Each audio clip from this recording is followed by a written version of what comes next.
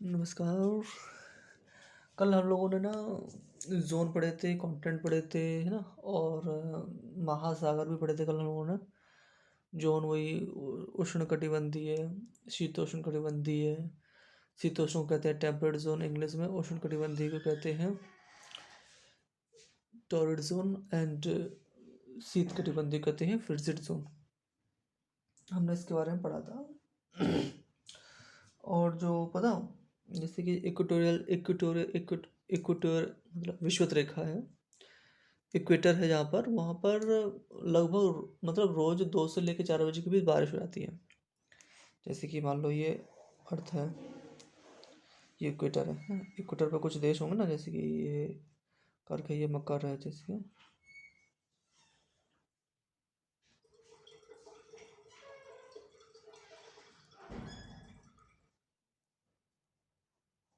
हम्म, जैसे कि is this visible, हाँ, जैसे कि ये अर्थ है। अब क्या है, इक्वेटर ये बीच में बढ़ता है, तो यहाँ पर क्या है कि सुबह 8 बजे से लेकर 2 बजे तक धूप पड़ती है। और धूप तो दिन भर रहती है, बट इतनी गर्मी होने के कारण क्या होता है कि लो प्रेशर जनरेट हो जाता है। और लो प्रेशर जनरेट हो जाता है तो इसका मतलब क्या है कि लो प्रेशर का मतलब क्या है कि कुछ चीज़ें वहाँ से हट गई हैं। जैसे कि ये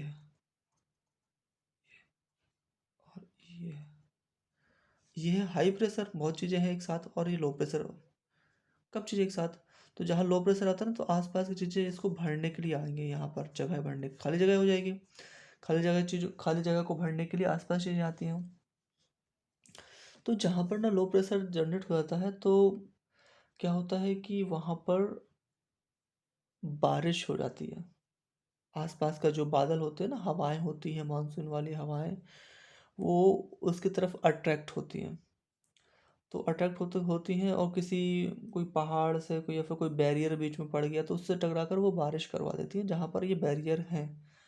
और प्लेन इलाका है तो वहाँ पर नहीं होती बारिश, क्योंकि जब तक किसी चीज़ से टकराएगी नहीं बादल, तो वहाँ पर बारिश नहीं हो सकती है। तो यहाँ पर लगभग 2 से लेकर 4 बजे तक बारिश आती है दिन में, और बारिश होती है और यहाँ पर बहुत ज़्यादा पानी रहता है। इसलिए देखो ना, ये जो इलाका ना, ब्राज़ील ब्राज़ील में कौन सी नदी है?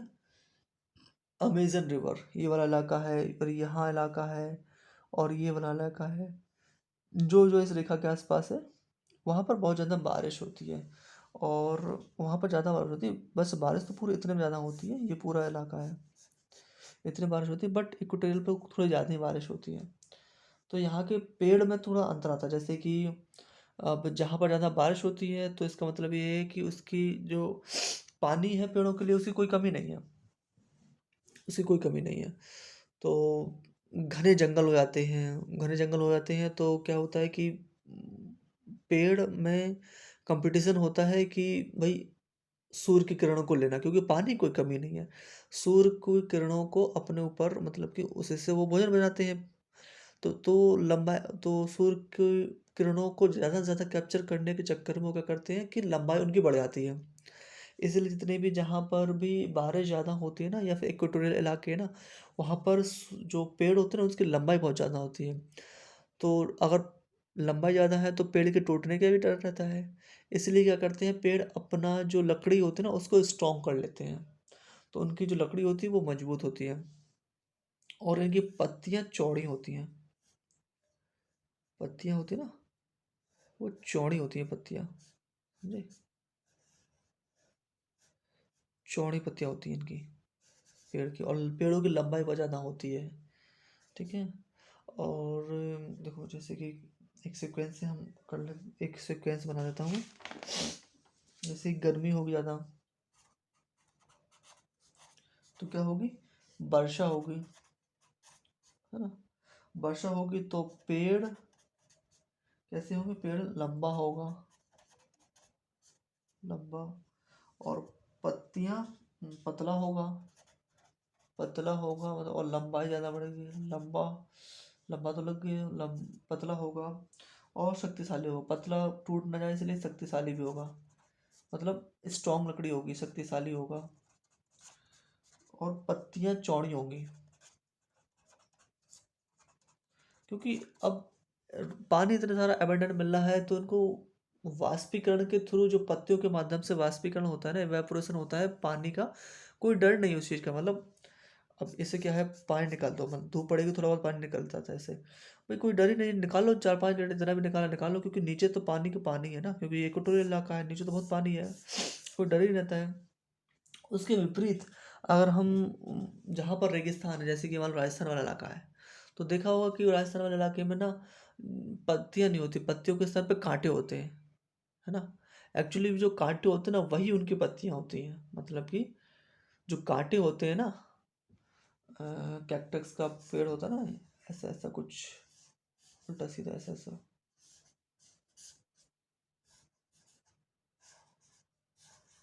कैक्टस का पेड़, इस पे क्या होता है ना,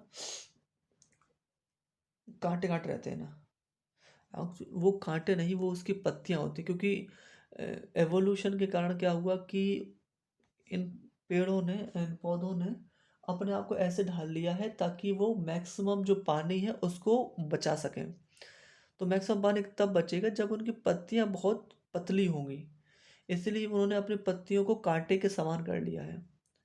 तो जो रेगिस्तान वाले इलाके ना, डेजर्ट वाले प्लेस होते हैं, तो वहाँ कर जो पत्तियाँ होती हैं वो बहुत कांटे होते हैं, जैसे कि इसमें ये कैक्टस का पेड़ है ना, इसमें कांटे ही होते हैं और ज़्यादा लंबे नहीं होते हैं ये, ना। तो ये इसके बारे में। अब हम पढ़ते हैं आगे कुछ और, आगे क्या पढ़ते हैं, हाँ आगे पढ़ते हैं, सब कॉन्टिनेंट के बारे में पढ़ रहे थे हम लोग।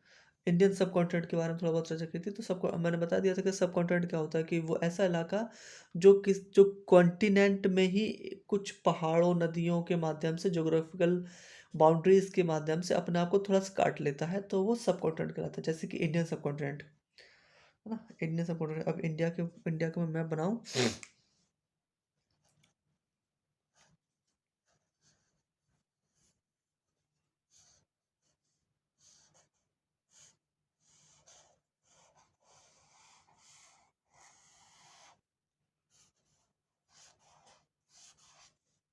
देखो ये इंडिया का मैप बन गया।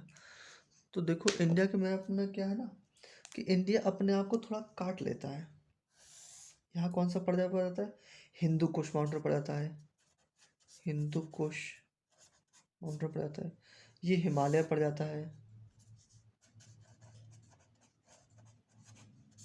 यहाँ पर अराकाम माउंटेन रेंज पड़ जाता है, अराकाम माउंटेन रेंज पड़ जाता है ना। तो दिख रहा नजर आ रहा है कि इंडिया ने अपने आप को चारों तरफ से एक तरह से प्रोटेक्शन लेयर की एक तरह से काट रखा है। ये जो यहाँ पे हिंदू कुश है, यहाँ पर हिमालय है, और यहाँ पे अराकाम है। तो दिख रहा है कि हाँ इंडिया ने अपने आप को थोड़ा कवर कर लिया, यह है पूरा एशिया में ही इंडिया है, बट क्या है कि इसने अपने आप को थोड़ा जोग्राफिकल एरिया के माध्यम से, मतलब ये पहाड़ों के माध्यम से अपने आप को थोड़ा अलग कर लिया है। तो इसलिए इसको कहते हैं सब कॉन्टिनेंट, इंडियन सब कॉन्टिनेंट, इंडियन सब कॉन्टिनेंट। अब इंडियन सब कॉन्टिनेंट में कितनी कंट्रियाँ आती हैं, दिस इज द क्वेश्चन। ये जो इलाका है ना, ये इसको कहते हैं पामीर की पठार, पामीर का दुनिया की छत कहते हैं इसको, पामीर, पामीर का प्लेटू। वैसे यहाँ अगर बता दूं मैं, तो एक माउंटेन और यहाँ पर है, ये है कुल्लिनशान, कुल्लिनशान, कुल्लिनशान, ये चाइना में है। ये कहाँ पर है, चाइना में है। यहाँ पर एक डेजर्ट है चाइना में, इसका नाम है टकला मकान। ये तुम्हारा जिंगजियांग वाला इलाका ना, टकला मकान। खैर ये एक्स्ट्रा इन्फॉर्मेशन है, बाद में बता दूंगा। ये जिनजियांग वाला इलाका है जिसमें यूगर मुसलमानों को चाइना ने ऐसे हॉस्टेज, मतलब हॉस्टेज बना के, कह सकते हो हॉस्टेज बना के रखा है। तो उस वाले रीजन में जो डेजर्ट है उसका नाम है टकला मकान। और चाइना में एक और डेजर्ट है, इसका नाम गोबी डेजर्ट, गोबी डेजर्ट। ये चाइना और मंगोलिया है ना, मंगोलिया, चाइना के ऊपर मंगोलिया है, चाइना और मंगोलिया दोनों में पड़ता है, ठीक है ना। गोबी डेजर्ट और टकला मकान। तो ये जो ये क्या है, कुल्लिनशान, हिंदू कुश, हिमालय और अराकाम। कुल्लिनशान अभी मत पढ़ो, कोई ज़रूरत नहीं उसकी, अभी बस इतना देखो इंडियन सब कॉन्टिनेंट के बारे में पढ़ रहे हैं। हिंदू कुश, हिमालय और अकम, इन तीनों से मिलकर बनता है। इन तीनों तीनों तीनों जो मिलते हैं ना, तो उसको इंडिया को अलग काट देते हैं, इसलिए इसे कहते हैं इंडियन सब कॉन्टिनेंट।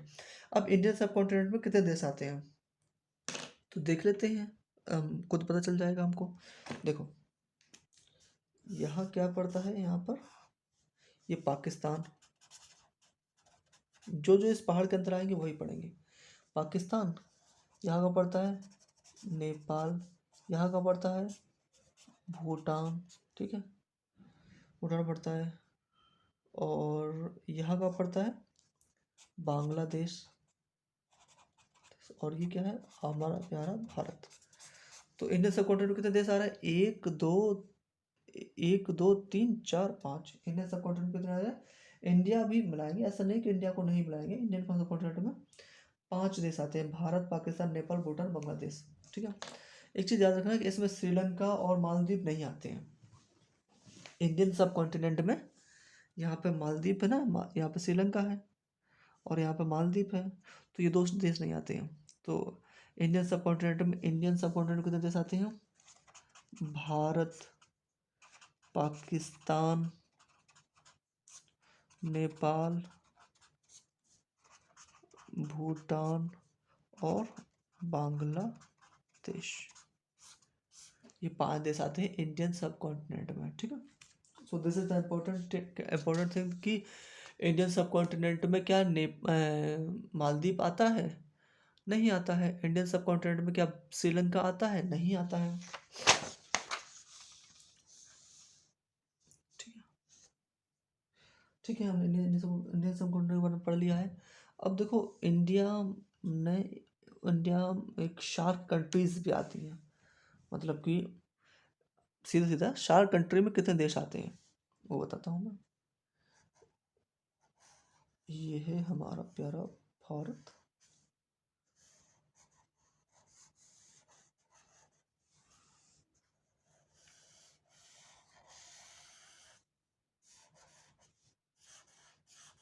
देखो इंडिया में, इंडियन सब कॉन्टिनेंट में कितने, क्या कहते हैं, कितने, सॉरी, इंडियन सब कॉन्टिनेंट में तो 5 देश आते हैं, इंडिया, पाकिस्तान, नेपाल, भूटान, बांग्लादेश, ठीक है, ये 5 देश आते हैं। बट शार्क कंट्री में कितने देश आते हैं, शार्क कंट्री में कितने देश आते हैं, हम इसको पढ़ते हैं। शार्क कंट्री का फुल फॉर्म क्या होता है कि south Asian association for regional cooperation. Full form लिख दूँ, south Asian association for regional cooperation, ठीक है, ये इसका फुल फॉर्म होगा।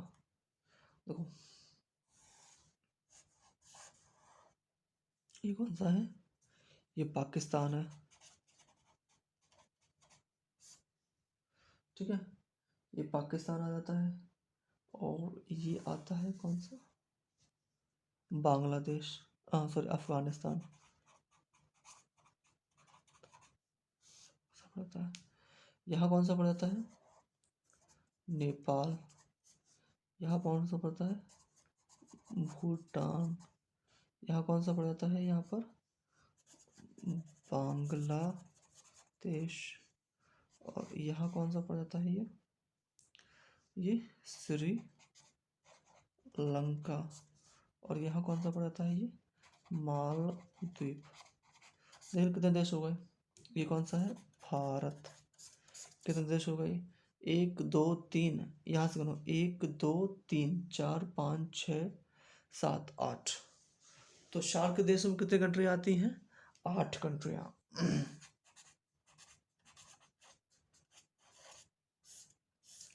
शार्क देशों में कितनी कंट्रियाँ आती हैं, 8 कंट्रियाँ आती हैं। सो दिस इज द, हम लोगों ने पढ़ लिया है, कौन सा पढ़ दिया, इंडियन सब कॉन्टिनेंट एंड शार्क कंट्री में, ठीक। अब देखना हिंदू कुश माउंटेन है ना जी, जैसे कि ये हिंदू कुश माउंटेन है। हिंदू कुश माउंटेन एक जोग्राफिकल बाउंड्री है।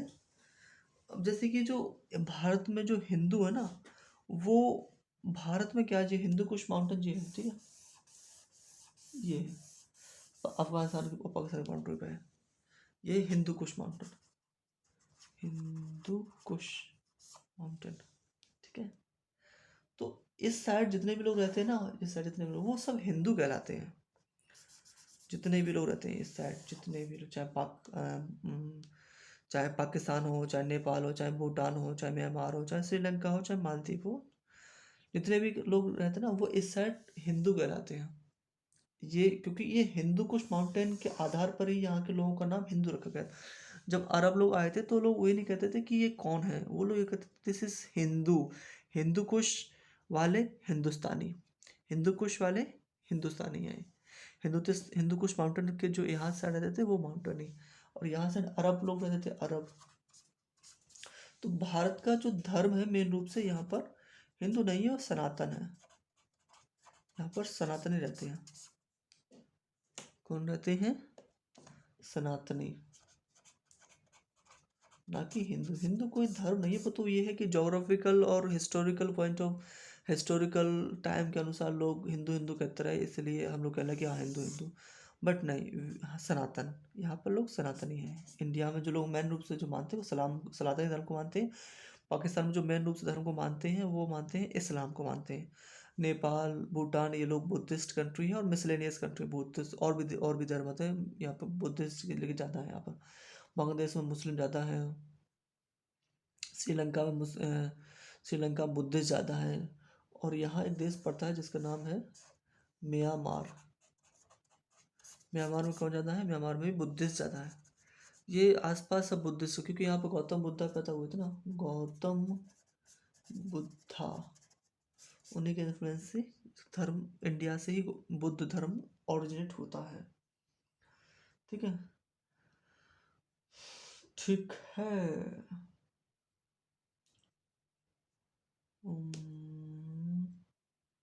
और क्या पढ़ना है, और क्या पता है, और क्या पता है, और क्या पता है।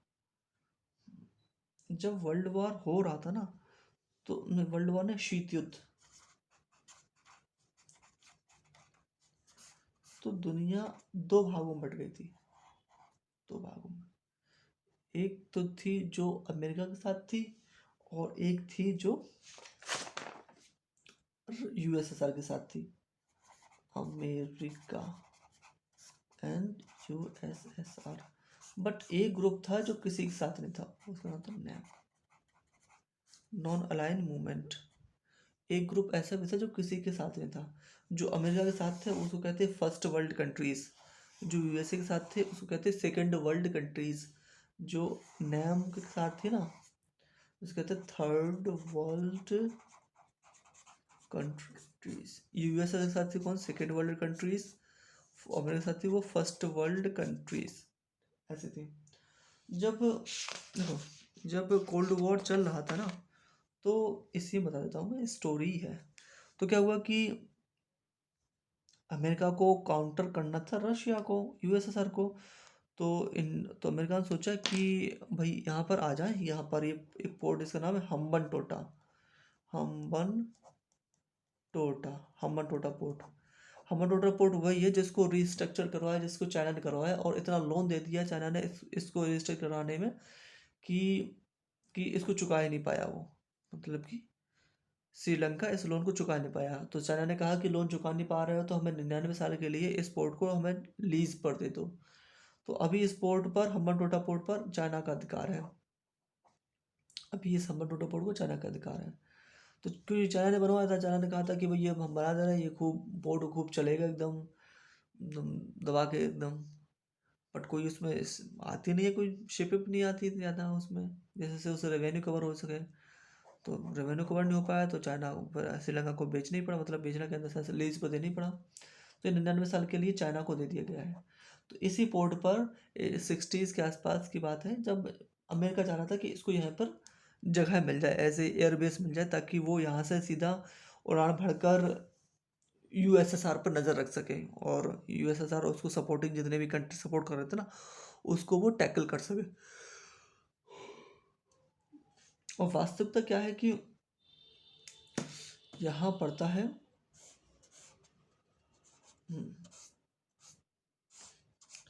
यहाँ पड़ता है, यहाँ से जितने भी, यहाँ से वर्ल्ड मैप में समझाना पड़ेगा। देखो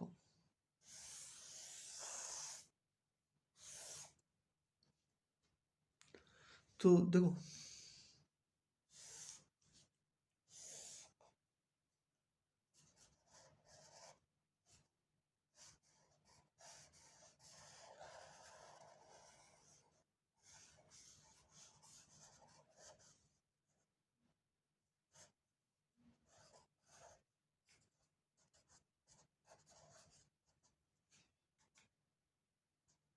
हम्म,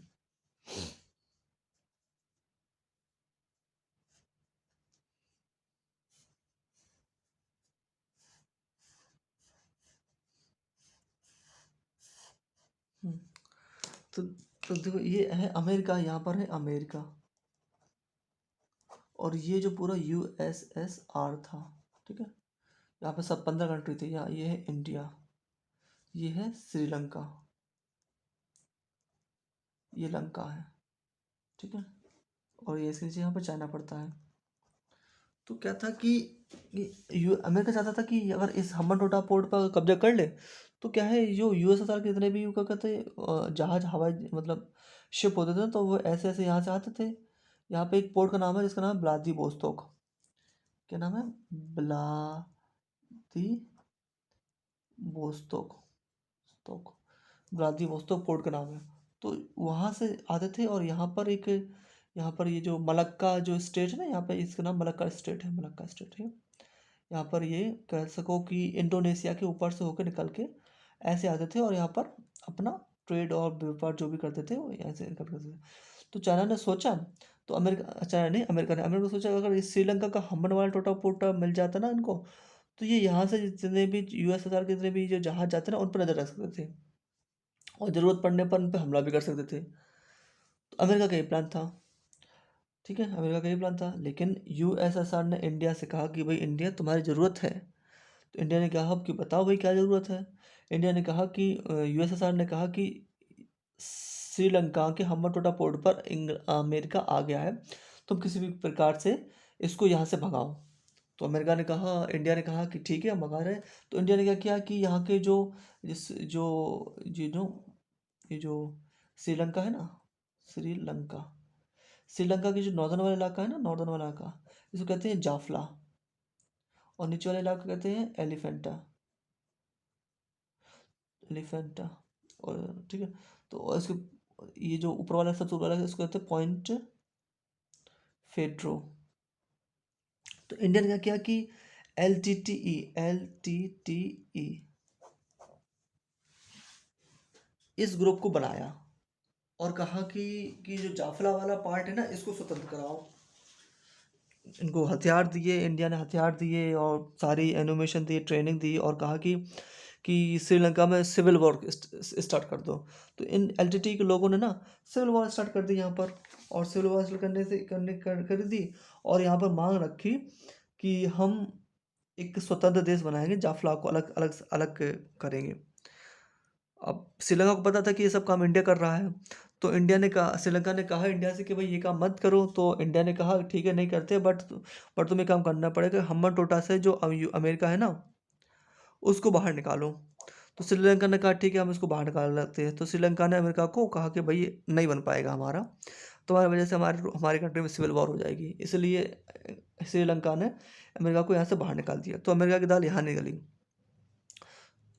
ऐसा करने पर USSR इंडिया का बहुत थैंकफुल हो गया था। मतलब USSR और इंडिया की काफ़ी एक तरह से उपकार कर दिया था इंडिया ने से USSR के ऊपर। और USSR ने कहा कि भविष्य में अगर ज़रूरत पड़ेगी ना, तो हम तुम्हारे साथ खड़े रहेंगे कंधे में कंधा मिला के। तो इंडिया ने कहा अगर ठीक है भाई, हमारा जब ज़रूरत पड़ेगी तो हम तुम्हें बताएंगे। तो अमेरिका के यहाँ श्रीलंका से निकलने के बाद अमेरिका गया यहाँ पर नेपाल में, नेपाल में इसको ये गया है नेपाल में। तो नेपाल से कहा अमेरिका ने कि भाई हमें एक जगह दे दो जहाँ पे हमें एयरबेस बना सकें। तो नेपाल ने कहा ठीक है, ले लो। तो सबसे पहले तो अमेरिका ने नेपाल के लिए थोड़ा अच्छा अच्छा काम भी किया। जैसे कि नेपाल में एक दिक्कत है कि यहाँ के लोगों की जो आई साइड है वो वीक रहती है। वहाँ का ऐसा क्लाइमेट है कि जिसकी वजह से लोगों की आई साइड वीक हो जाती है। तो अमेरिका ने बहुत से यहाँ पर आई स्पेशलिस्ट डॉक्टर है ना, वो यहाँ पर इम्पोर्ट करवाए, और यहाँ पर हॉस्पिटल खुलवाए ताकि लोगों की आँख का इलाज हो सके। नेपाल खुश हो गया और नेपाल ने ज़मीन दे दी। लेकिन नेपाल ने ज़मीन तो दे दी, अब यूएसएसआर को दिक्कत हो रही थी, क्योंकि अमेरिका को तो बहुत फ़ायदा हो गया था, क्योंकि अमेरिका यहाँ से इंडिया पर भी नज़र रख सकता था, क्योंकि उस समय इंडिया अमेरिका का मित्र नहीं था। अब और श्रीलंका में यहाँ पे इसकी सहायता कर दी थी, तो और इंडिया से दुश्मनी हो गई थी अमेरिका की। तो यहाँ से इंडिया पर नज़र रख सकता था, यहाँ पर यूएसआर पर नज़र रख सकता था, ऊपर यूएसआर पड़ता है, और यहाँ पर यूएसआर पर नज़र रख सकता था, और चाइना पे भी नज़र रख सकता था। यहाँ पर बहुत अच्छा इलाका था यहाँ पर। तो इस बार यूएसएसआर ने इंडिया से नहीं कहा, इस बार चाइना से कहा कि मैं हेल्प करो। और चाइना ने क्या किया कि उस समय माओ जेडोंग की सरकार थी, तो माओ जेडोंग ने माओवादियों को नेपाल में भेजा, और नेपालियों ने माओवादी नेपाल में एकदम सिविल वॉर टाइप का स्टार्ट कर दिया। अब बहुत दिक्कत आ गई नेपाल को, तो नेपाल ने अमेरिका से कहा कि भाई sorry, I can not give you place in my country, because of this incident my country is going to be divided in 2 part. तो भाई अमेरिका ने कहा ठीक है, हम जा रहे हैं चिता छोड़कर। तो America left the country, Nepal. अब इसके बाद अमेरिका गया पाकिस्तान के पास, तो पाकिस्तान ने कहा चाचा आ जाओ, हम तुम्हें अपना बाप बनाएंगे, मतलब पिताजी बनाएंगे। यहाँ पे गिलगित नामक जगह है ना, गिलगित नामक जगह, जो कि पीओके में पड़ते हैं, इंडिया पाकिस्तान को कश्मीर में। यहाँ पर अमेरिका को अड्डा दे दिया, यहाँ पर सैन्य अड्डा अमेरिका को लास्टली मिल गया। यहाँ पर कहाँ मिला, यहाँ पर गिलगिट में अमेरिका ने दे दिया यहाँ पर, ठीक है। तब से अमेरिका और पाकिस्तान की दोस्ती है, शीतकाल से, मतलब कोल्ड वॉर से ना अमेरिका पाकिस्तान के मित्र है, और इंडिया के साथ इतनी मित्रता नहीं है, ठीक है ना। तो दे दिया। अब यूएसएसआर ने क्या किया कि यूएसएसआर पाकिस्तान से कुछ नाराज तो हुआ था। यूएसएसआर ने क्या कहा कि हम पाकिस्तान को अफगानिस्तान से घेरेंगे, ये अफगानिस्तान इलाके में। तो अब अफगानिस्तान से ऊपर ना कौन थे, ताजिकिस्तान, तुर्कमेनिस्तान, उज्बेकिस्तान, कजाकिस्तान, ये सब तो यूएसएसआर का पार्ट थे ना उस समय। तो इस समय अफगानिस्तान के ऊपर सब ये देखो, यहाँ जी अफगानिस्तान है ना, अफगानिस्तान के ऊपर ये सब यूएसएसआर था, यहाँ पे ये पूरा यूएसएसआर था, ये बहुत बड़ा था, ये यूएसएसआर था। कजाकिस्तान, उज्बेकिस्तान, तुर्कमेनिस्तान, ये सब उसी के इलाके थे, किर्गिस्तान, ये सब उसी के इलाके थे। तो वहाँ से उसने मिलिट्री भेजी अफगानिस्तान में से पाकिस्तान को घेरना चाहा। तो अमेरिका ने चाल चली कि अमेरिका एक लोग को लाया, एक वैज्ञानिक को लाया दक्षिण अफ्रीका से, ठीक है, और उनसे कहा कि तुम जाके अफगानिस्तान में लोगों को अपना मातृभूमि के प्रति प्यार जगाओ, और यूएसएसआर से लड़ने के लिए प्रेरित करो। तो उसने जगाया और यूएसएसआर लड़ने के लिए प्रेरित किया, और यूएसएसआर को हरा भी दिया। जब यूएसएसआर को हरा दिया तो चला गया, मतलब यूएसएसआर को हरा दिया तो यूएसएसआर हार गया। इसके बाद जो साइंटिस्ट वो लेकर आए थे ना, उसका नाम था उसामा बिन लादेन। क्या नाम था उसका? उसामा बिन लादेन, ठीक है। और वो ना उल्टा अमेरिका पर ही भारी पड़ गया। कैसे भारी पड़ गया कि एक समय आया जब 1948 49 की बात, 49 के आसपास, 50 के आसपास ही थी। तो वहाँ पर क्या हुआ कि उसामा बिन लादेन ने एक हमला कर दिया अमेरिका के ऊपर, इसको, ठीक है, 9/11 हमला कर दिया। क्योंकि उसका कारण क्या था, 9/11 हमले का कारण था 1948 अमेरिका ने फिलिस्तीन पर बम गिराए थे। फिलिस्तीन जहाँ पर इस समय फिलिस्तीन है, इजराइल बसा हुआ है, तो वहाँ फिलिस्तीन था, उस पर बम गिराए थे, और एक नए बम गिराकर फिलिस्तीनियों को भगा दिया और एक नए देश का निर्माण करवा दिया।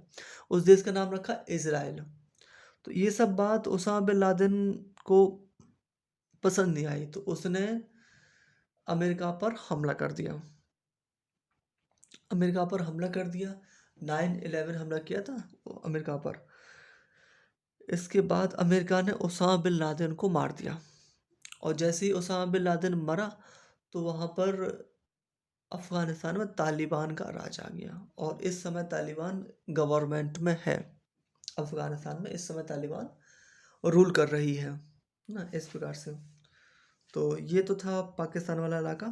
अब हम थोड़ा पाकिस्तान, तो ये तो था कि तो तीन जगह है, मतलब कि पहले अमेरिका आया श्रीलंका, फिर अमेरिका आया यहाँ पर नेपाल में आया, फिर अमेरिका कहाँ से आया, पाकिस्तान में आया।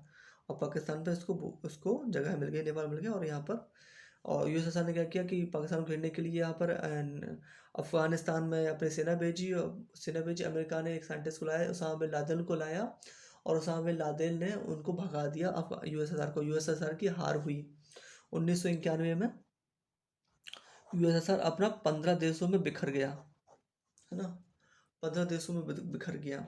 और इसके बाद उसामा बिन लादेन ने 9/11 के हमले में अमेरिका पे बम बरसाए, और अमेरिका ने उसामा बिन लादेन को मार दिया। उसामा बिन लादेन के मरने के बाद तालिबान का जन्म हुआ अफगानिस्तान में, और वो तालिबान आज कहाँ पर है, सरकार बनाए हुए है अफगानिस्तान में।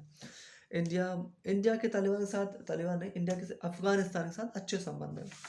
इंडिया सलमा डैम बना रहा है, सलमा डैम बनाया है इंडिया ने, सलमा डैम, जो कि वहाँ पर इलेक्ट्रिसिटी पैदा करेगा। संसद भवन भी इंडिया ने बनाया है वहाँ पर। मतलब कि अफगानिस्तान का जो संसद भवन है वो इंडिया ने ही बनवाया है, और इंडिया काफ़ी एड देता रहता है वहाँ पर अफगानिस्तान को, क्योंकि अफगानिस्तान के साथ हमारे रिश्ते ठीक ठाक हैं, मतलब अच्छे ही हैं। ठीक है, हमने इतना पढ़ लिया। हम थोड़ा श्रीलंका के बारे में पढ़ रहे थे ना बीच में, श्रीलंका ऐसा, तो श्रीलंका के बारे में थोड़ा और पढ़ लेते हैं। श्रीलंका के बारे में पूरे पढ़ लेते हैं। ये है श्रीलंका। श्रीलंका कैसा लग रहा है, ऐसे लग रहा है जैसे कि आंसू हो ना, आंसू की कदर नहीं है, आंसू हो ना किसी का लग रहा। तो ये श्रीलंका का दो भाग बटा हुआ है, ऊपर का नाम है जाफला और नीचे का नाम है एलिफेंटा। जाफला और एलिफेंटा को एक पास जोड़ता है जिसका नाम है एलिफेंटा पास, LEPHANT, एलिफेंटा पास, ये एलिफेंटा पास होता है। यहाँ पर एक जगह है, इसका नाम पॉइंट पेट्रो। पॉइंट पेट्रो ये इंपॉर्टेंट जगह है कि पूछ लेते हैं कि पॉइंट पेट्रो कहाँ पर है। तो कहाँ पर है, श्रीलंका में सबसे नॉर्दर्न वाला इलाका है ना, वो पॉइंट पेट्रो है। और यहाँ पर एक नदी बहती है, ठीक है, सबसे बड़ी नदी बहती है, इसका नाम पता क्या है, महाबली गंगा। महाबली गंगा, क्योंकि ये इसकी सबसे बड़ी नदी है ना, क्या कहते हैं इसकी, श्रीलंका की सबसे बड़ी नदी महानदी गंगा है, सबसे बड़ी नदी है, इसलिए उसको महानदी गंगा कहते हैं। इसकी भारत की सबसे बड़ी नदी कौन सी है, इंडिया की सबसे बड़ी नदी कौन सी है, गंगा है। तो इसी तरह से कह देते हैं कि हाँ ये महाबली गंगा है। इसकी राजधानी कौन सी है, श्री जयवर्धनपुरम। श्री जयवर्धनपुरम इसकी राजधानी। यहाँ पर क्या है, हम्बन टोटा बना हुआ है, हम्बन टोटा पोर्ट बना हुआ है, जहाँ पर अमेरिका को देने की कोशिश की थी। ठीक है, तो ये ऐसा ही है। यहाँ पर पॉइंट पेट्रो श्रीलंका का सबसे नॉर्दर्न वाला इलाका है। ठीक है, पॉइंट पेट्रो पढ़ाई थी, पॉइंट पेट्रो श्रीलंका उतर रहे, एलिफेंटा श्रीलंका उतर रहा है, हम्बन टोटा अमेरिका ने जिसको लेने की कोशिश की थी, बट इंडिया ने बीच में हस्तक्षेप कर दिया था, और नहीं दिया था श्रीलंका ने।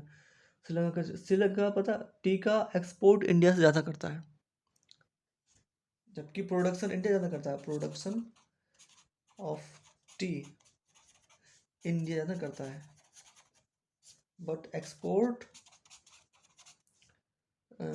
श्रीलंका ज़्यादा करता है, क्योंकि अब यहाँ के लोग ज़्यादा चाय पीते नहीं हैं। इंडिया में तो चाय, मतलब कि कोई आ गया तो चाय पिलाओ, कोई जा रहा तो चाय पिलाओ, चाय पीते जाना भाई। सुबह सुबह तो लोग नाश्ते में चाय पीना ही पसंद करते हैं। तो इंडिया में जो प्रोडक्शन होता है चाय का, वो इंडिया में ही कंज्यूम कर लिया जाता है ना। श्रीलंका और इंडिया के बीच एक जो बीच में जगह है ना, यहाँ पर ये इसको कहते हैं राम सेतु। राम सेतु, और इंग्लिश में इसको एडम ब्रिज कहते हैं। कहा जाता है कि जब एडम और ईव थे, भगवान की संतानें थी। ये क्रिश्चियन माइथोलॉजी में है कि उन्होंने अनाज खा लिया, मतलब कि कुछ खा लिया, सेब वेब खा लिया, तो भगवान जी ने नाराज होकर उनको धरती पे भेज दिया और वो श्रीलंका में ही आकर आए थे। और श्रीलंका से यहाँ से ब्रिज से ये ब्रिज है एडम ब्रिज, ब्रिज से पार करिए, इसीलिए उसको एडम ब्रिज कहते हैं। और भारत वाले इसको राम सेतु कहते हैं, क्योंकि श्री राम इस ब्रिज के माध्यम से ही श्रीलंका में गए थे वापस सीता जी को लेने के लिए, इसलिए भारत वाले राम सेतु कहते हैं। यहाँ का जो इलाका है ना, यहाँ उथला इलाका है, मतलब कि यहाँ पे इतना गहरा नहीं है, ठीक है।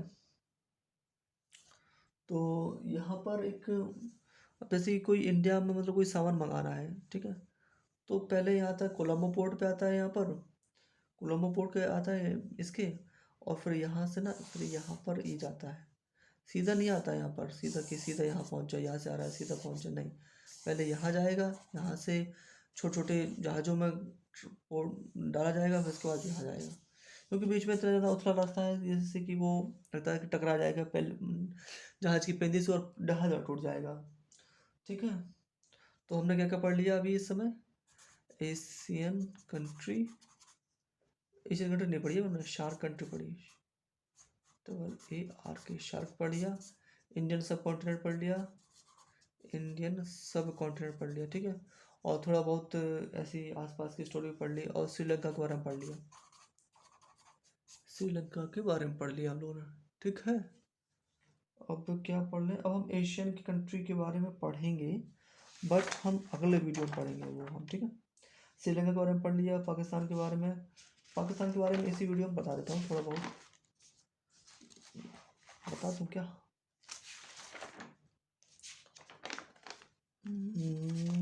पाकिस्तान,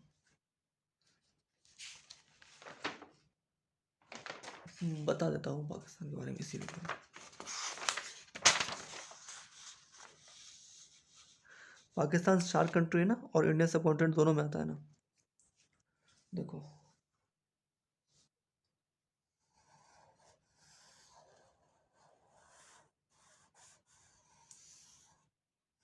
ये है पाकिस्तान। पाकिस्तान में मेन रूप से दो स्टेट इम्पोर्टेंट है, ये वाला, ये पड़ जाता है पंजाब, और ये पड़ जाता है सिंध, और ये बीच से पड़ जाता है यहाँ पर ये बलूचिस्तान, बलूचिस्तान रेगिस्तान वाला इलाका है। अब एक क्वेश्चन बनता है कि बलूचिस्तान में रेगिस्तान क्यों है, क्योंकि यहाँ पे हिंदू कुश माउंटेन है, तो यहाँ पे जो मानसून आता है ना यहाँ पर, वो इस पहाड़ टकरा कर इस साइड ही बरस जाता है, इस साइड नहीं आ पाता है। और कभी कभी मानसून ज़्यादा ऊपर आता है तो फिर इसको पार कर करके जाता है, और यहाँ पर बारिश कर देता है, यहाँ पर राजस्थान में, ठीक है। ये मेन रूप से दो इलाके हैं इसके जो बहुत फेमस हैं, ठीक है। और इसमें देखो ये कराची पोर्ट है, यहाँ पर कराची पोर्ट, कराची पोर्ट है यहाँ पर, और यहाँ पर एक पोर्ट है जिसका नाम है ग्वादर पोर्ट, ग्वादर पोर्ट। इस ग्वादर पोर्ट से क्या कर रहा है चाइना, इस ग्वादर पोर्ट से CPEC नामक एक कॉरिडोर बना रहा है, CPEC, China Pakistan economic corridor, China Pakistan economic corridor, जो चाइना को इस पोर्ट से जोड़ेगा, ठीक है। ये चाइना, और चाइना दे रहा है, पता है ये कैसे बना रहा है, चाइना दे रहा है लोन पाकिस्तान को, और पाकिस्तान लोन लेगा और उसको पाकिस्तान बनाएगा, और पाकिस्तान चुकाएगा भी उस लोन को, ठीक है ना। और यहाँ की कुछ पहाड़ियाँ पढ़ लेते हैं, पहाड़ियाँ कौन सी इंपॉर्टेंट है यहाँ पर, ये है मकरान की पहाड़ियाँ, मकरान, ये है किरथर, ये है सुलेमान, और ये है नमक की पहाड़ी, नमक की पहाड़ी, ये नमक की पहाड़ी, ये किरथर, ये मकरान है, ये किरथर है, ये सुलेमान है, ठीक है। सबसे पहले खेती पता कहाँ हुई थी पूरी दुनिया में? किरथर और सुलेमान की पहाड़ियों के बीच में हुई थी। जौ की खेती हुई थी, जौ की। आज से करीब 7,000 साल पहले, आज से करीब 7,000 पहले जौ की खेती हुई थी यहाँ पर, ठीक है। जौ की खेती हुई थी यहाँ पर। और वो पूरे पूरे स्टेट के बारे में बता दूँ तो यहाँ पर खैबर और सबसे ज़्यादा यहाँ पर जो आतंकवादी इलाका है ना, ये ज़्यादा इलाका है, खैबर और पख्तून। इसको कहते हैं खैबर, इसको कहते हैं पख्तून। ये ये क्या कहते हैं, ये वाला इलाका ना अफगानिस्तान से लगता है, यहाँ पर अफगानिस्तान से पूरा लगता है, बट यहाँ पर ज़्यादा है यहाँ पर आतंकवादी। पाकिस्तान में 4 राज्य हैं। कौन कौन से राज्य? पंजाब, सिंध, बलूचिस्तान और खैबर पख्तून। ये है पंजाब, ये सिंध, ये बलूचिस्तान, ये खैबर, ये पख्तून। कैसे है?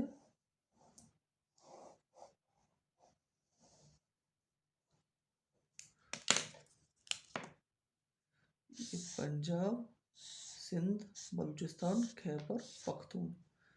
ये है पंजाब, ये है सिंध, ये है बलूचिस्तान, ये है खैबर, ये है पख्तून। पख्तून अफगानिस्तान की ट्राइब है, बट ये इंडिया में भी रहती, मतलब पाकिस्तान में रहती है। वो तो डिवाइडेशन हुआ था तो इसलिए आ गई थी।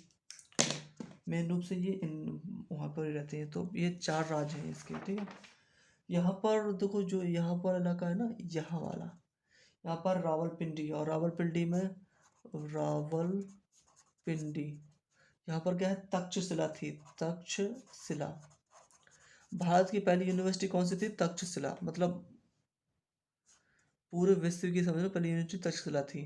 और पहली यूनिवर्सिटी जिसमें हॉस्टल की सुविधा उपलब्ध थी वो थी नालंदा। पहली यूनिवर्सिटी जिसमें हॉस्टल की सुविधा उपलब्ध थी वो थी नालंदा, ठीक है। दुनिया की पहली यूनिवर्सिटी कौन सी थी? तक्षशिला। दुनिया की पहली यूनिवर्सिटी जिसमें हॉस्टल की सुविधा थी वो थी नालंदा। पाल वंश ने कौन सी यूनिवर्सिटी बनाई थी? वो थी विक्रमशिला यूनिवर्सिटी बनाई थी। ये जो उसामा बिन लादेन है ना, यहाँ था एबटाबाद, एबटाबाद। यहीं पर उसामा बिन लादेन यहीं पे था, और यहीं पर अमेरिका ने यहीं पे मार दिया था उसामा बिन लादेन को। यहीं पर उसामा बिन लादेन छुपा हुआ था। ठीक है, हमने पाकिस्तान के बारे में थोड़ा चीज़ें कवर कर ली हैं। पहाड़ियाँ मेन रूप से राज्य कितने इंपॉर्टेंट है इसके। मेन राज्य कौन सा? पंजाब और सिंध पड़ता है। यहाँ पर कराची पोर्ट है, यहाँ पर ग्वादर पोर्ट है, और पाक चाइना क्या कर रहा है? ग्वादर पोर्ट को चाइना से जोड़ रहा है। इसे कहते हैं CPEC, China Pakistan economic corridor कहते हैं इसको। इसमें चाइना ने पाकिस्तान को लोन दिया है, और पाकिस्तान को लोन दिया और कहा कि तुम चलो बनाओ, मतलब उसमें सहायता करेगा चाइना, बट लोन दिया है उसको पाकिस्तान को कि तुम बाद में चुका भी देना, ठीक है। बलूचिस्तान वाला इलाका, यहाँ पर जो बलूचिस्तान वाला इलाका है ना, ये बलूचिस्तान वाला, यहाँ पर विद्रोह लगा रहता है। हो सकता है फ्यूचर में, क्या पता, ये बलूचिस्तान वाला इलाका अलग हो जाए, पाकिस्तान से अलग हो जाए तो ठीक ही है, थोड़ा बहुत ज़्यादा दिक्कत करता है। ठीक है, जैसा हो तो हो। ठीक है, ओके, अच्छा, काफ़ी बड़ा हो गया video. Okay, thank you, bye bye.